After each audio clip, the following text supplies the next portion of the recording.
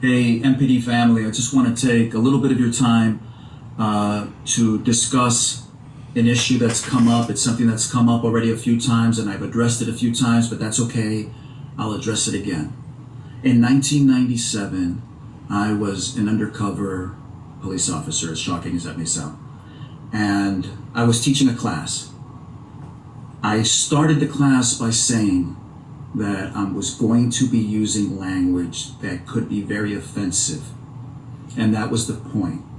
When you're working undercover, you may have to act and say things that you wouldn't normally say otherwise, whether they make you uncomfortable or not. And then I gave many examples of what that could be. And a lot of that language was in fact offensive. But again, that was the point of the class. And although I was the highest rated instructor, and although there were no complaints, I was called by the chief of police, who was concerned with some of the language that I used. And although the chief recognized that this was making a teaching point and not me speaking at a party or at a water cooler or at the dinner table, was uncomfortable with some of the language I used, and so I was given a reprimand for tact and consideration. Not because I'm a bigot or a racist, but because they weren't happy with some of the language that I used. Period. That is what happened. I have been here 30 years. You can't hide who you are. And everyone that works here knows exactly what kind of person I am.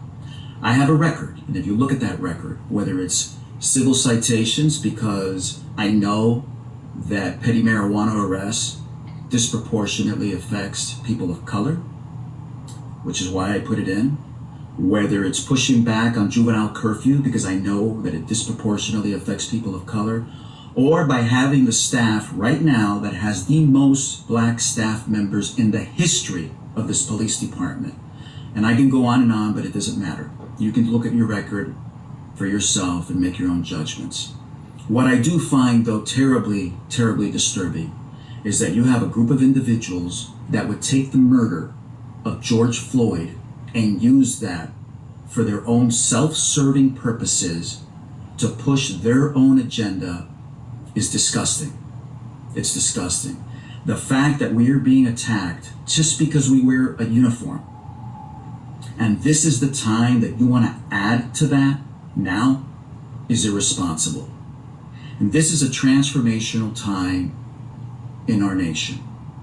And there are many opportunities right now. Instead of taking this as an opportunity to unite, you want to incite. And that's just sad.